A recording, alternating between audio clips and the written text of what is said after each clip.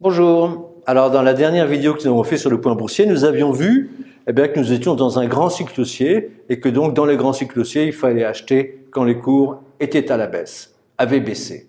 Et donc la question qui se pose aujourd'hui, c'est qu'on a eu une baisse assez sévère dans la deuxième partie de 2022, et donc c'est de savoir s'il faut acheter.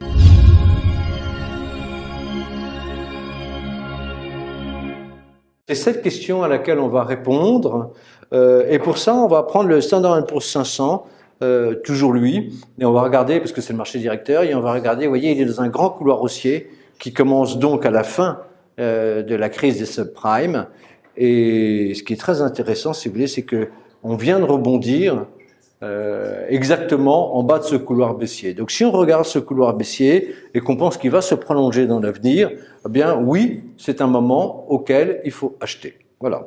Et donc il faut en profiter pour le faire. Bon. Mais comme vous le voyez dans ce graphique, le couloir que nous avions dessiné, il n'intégrait pas les accidents. Voilà, les accidents un peu graves du Standard & Poor's 500. Et si on les intègre, c'est-à-dire si on prend la fin de la crise des subprimes ou le choc du Covid, vous voyez, c'est des éléments un peu exceptionnels, eh bien, ça nous fait un couloir haussier beaucoup plus large. Et si on prend ce couloir haussier beaucoup plus large, eh bien, vous voyez, on vous a indiqué avec une flèche verte là où on pouvait aller. On peut descendre encore beaucoup plus bas sur le Standard & Poor's. Et il faut plutôt attendre 3200, 3300, c'est-à-dire 20% plus bas pour acheter. Voilà. Donc, c'est une vraie question, parce que qu'est-ce qu'il peut y avoir comme accident possible? Bon, on va pas tous les lister, il y a beaucoup d'accidents politiques possibles, mais le plus probable, ce que les gens surveillent le plus, c'est la baisse de l'activité économique aux États-Unis, c'est-à-dire est-ce qu'il va y avoir ou pas une récession aux États-Unis? Voilà, c'est ça la vraie question. Parce que aujourd'hui, qu'est-ce qu'anticipent les marchés? Ils anticipent une activité faible, une petite récession, mais pas plus. Donc s'il devait y avoir une grosse récession, eh bien, c'est pas du tout dans les cours. Et là, on reperdrait les 20% et on irait au bas du grand couloir haussier. Bon. Et donc, regardons les récessions. Bon, on vous a mis ici un graphique avec toutes les récessions depuis l'après-guerre aux États-Unis. Et vous voyez ce qui est intéressant. En grisé, vous avez les récessions. Bon, ce qui est intéressant, c'est qu'il y en a de moins en moins. Voilà. Ça, c'est vraiment impressionnant. Plus vous allez dans le temps, moins il y a de récessions. Bon. Ça ne veut pas dire qu'elle soit moins sévère, parce que la crise de 2008, qui est quasiment la dernière récession, est la plus sévère de l'après-guerre. Mais elles sont de moins en moins fréquentes. Alors, vous voyez, ce qui est très intéressant, vous voyez, cette ligne bleue, ça représente le niveau de chômage. Et donc, on vous a mis une ligne rouge pour vous montrer là où on était arrivé juste avant le Covid. Et vous voyez qu'on était arrivé à un niveau de chômage très très bas. Quasiment le plus bas de l'après-guerre aux États-Unis. Bon. Et deuxième chose, on vous a entouré en vert le cycle économique qu'on vient de connaître, c'est-à-dire celui qui démarre à la fin de la crise des subprimes et qui termine avec la crise du Covid. Eh bien, c'est le cycle d'expansion le plus grand depuis la Deuxième Guerre mondiale. Voilà, le plus long, de très très très loin. Et il n'y a aucune récession pour l'interrompre. Bon.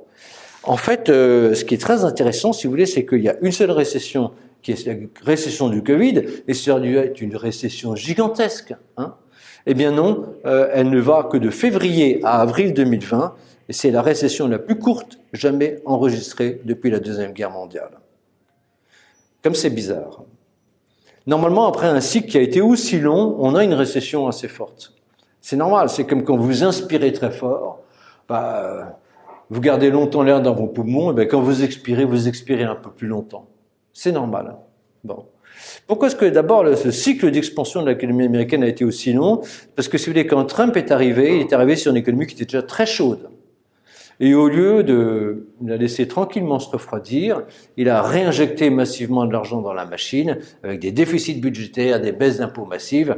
Et donc la machine a continué à aller de l'avant jusqu'à la surchauffe. Et nous, tous les signes que nous avons chez Hibou, des gens que nous connaissons qui vont aux États-Unis, on voit une machine en surchauffe. Le prix des restaurants sont très très chers, le prix des voitures est élevé, le prix des logements est élevé, on ne trouve plus personne à employer. Voilà. Tous les signes d'une méga surchauffe sont là.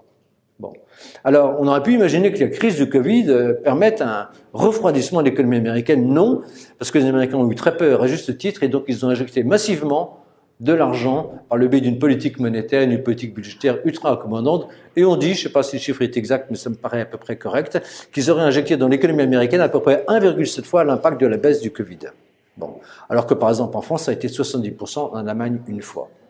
Donc si vous voulez, cette injection massive a fait que la récession a été très très courte. Et que donc en fait, ce qui est en train de se passer, vous voyez, ce niveau de chômage qui est en train de rebaisser à toute vitesse, c'est qu'on est quasiment revenu dans la situation de surchauffe pré-Covid. Voilà. On a remis les pendules à l'heure, mais à une heure qui était très avancée. Il était minuit. Voilà. Et donc, comme on n'a pas eu de récession depuis très longtemps, qu'on a eu un cycle d'expansion très fort, et qu'on est revenu sur ce cycle d'expansion très fort, eh bien, on pourrait avoir une récession plus forte que ce qu'attend le marché. Bon. Et à ce moment-là, vous voyez, on vous a mis ici le Standard & Poor's 500 avec la droite de régression. C'était vraiment le graphique qu'on aime le plus chez Hibou. Mais on vous a indiqué ici, si on allait sur la base du point bas du tunnel haussier élargi, on irait à 3200, et voilà ce que ça donnerait. On serait à peine, enfin on serait juste au-dessus d'un écart type en dessous de la droite de régression. Donc vous voyez, ce serait sur le plan de l'analyse graphique très long terme des droites de régression, en plus ce ne serait pas du tout un décalage inconcevable. On resterait dans une zone de valorisation normale. Voilà. Donc ce qu'on veut dire par là chez Hibou, c'est qu'on peut faire moins 20, moins 25% sur la bourse américaine et donc sur l'ensemble des marchés, tout en restant dans un cycle haussier et tout en restant dans une valorisation normale, simplement parce qu'on aura une récession plus forte que ce qu'attend le marché. Voilà. Et alors, si on regarde un indice très intéressant que nous envoyons un de nos clients, qui est celui de la Fédérale Réserve de Saint-Louis, hein, c'est Fred. On vous conseille beaucoup d'aller voir le site de Fred parce que vous avez énormément de statistiques passionnantes. Et ici, il y a un indice avancé de récession qui est taux à 10 ans moins taux à 2 ans. Voilà. Et quand vous faites taux à 10 ans moins taux à 2 ans, vous êtes en dessous de zéro, c'est-à-dire concrètement quand les taux à 2 ans sont plus chers que les taux à 10 ans, eh bien c'est un indice d'une récession à venir. Et vous voyez comme c'est intéressant, c'est qu'on est vraiment très bas dans cet indice. C'est-à-dire que l'indice est en train de crier, il va y avoir une récession forte. Voilà. Alors, c'est à prendre en compte. Bon. En contrepartie de ça, eh bien, en contrepartie de ce risque de récession, l'inflation, elle devrait, aux États-Unis et partout dans le monde occidental, baisser vigoureusement en 2023. Pourquoi ? Parce qu'on a un recul du prix des intrants. On vous a mis ici, même le gaz naturel est revenu à un niveau quasiment pré-crise. Regardez le pétrole, en forte baisse. Oui, c'est important parce qu'on a mis essentiellement des graphiques à 1 an, et donc ce qui compte, c'est le graphique à 1 an pour l'inflation, parce qu'on regarde toujours une inflation, ce qui s'était passé 1 an auparavant. Hein, on fait une comparaison annuelle. Bon. Et donc, vous voyez, tout ça va peser beaucoup dans les indices d'inflation. La même chose pour le cuivre, même chose pour l'acier. Voilà, l'acier, c'est vraiment très, très, très fort. Et même le blé. Regardez, le blé, on est passé de quasiment 13 à quasiment 7,5. On a divisé quasiment par 2. Hein. On a fait moins 40, moins 45% sur le prix du blé. Alors qu'il y a toujours la guerre en Ukraine. Donc, quelle est notre analyse court terme ? C'est-à-dire notre analyse de ce qui pourrait se passer dans les mois qui viennent. Et bien, nous sommes face à 2 mouvements potentiels qui auraient des effets contraires sur la bourse. D'un côté, on a une probabilité d'une baisse d'activité, voire d'une récession un peu plus forte ou beaucoup plus forte que ce qui est attendu par le marché. D'un autre côté, on devrait avoir une baisse plus rapide de l'inflation que ce qui est anticipé par le marché. Donc le premier, la récession est un élément de baisse du marché. Le deuxième, la baisse de l'inflation, c'est un élément de hausse du marché. Voilà. Donc on a 2 mouvements contraires, voilà. Et donc c'est assez difficile de les déterminer. Et quand c'est assez difficile de les déterminer, eh bien on va voir les indicateurs techniques. Donc on a bien regardé 2 indicateurs techniques, comme vous le savez chez Hibou. Le premier c'est le VIX. Le VIX c'est l'indice de la peur, donc l'indice des options sur le Standard & Poor's. Et donc plus cet indice est élevé, plus ça veut dire que le prix des options est cher. Et plus le prix des options est cher, ça veut dire que plus les gens anticipent une volatilité élevée dans les prochains mois, et donc ils ont peur. Voilà. Et donc évidemment, plus le VIX est élevé, plus il faut acheter. Plus le VIX est bas, plus il faut vendre. Plus il y a de peur dans le marché, plus il faut acheter. Moins il y a de peur dans le marché, plus il faut vendre. Plus les gens ont confiance, plus vous vendez. Moins les gens ont confiance, plus vous achetez. Voilà, ça c'est le principe de base. Et on vous a mis ici l'indice VIX. Et vous voyez, depuis maintenant 12-13 ans, et vous voyez qu'on est vraiment à 21,7 en zone d'indécision. Ni haut, ni bas. Et regardez les extrêmes. On vous a mis ici le VIX depuis 1990. Vous voyez que le bas c'est 9,14, le haut c'est 82,69. On est à 21. On est vraiment une zone où on peut rien dire, quoi. Ni acheter, ni vendre.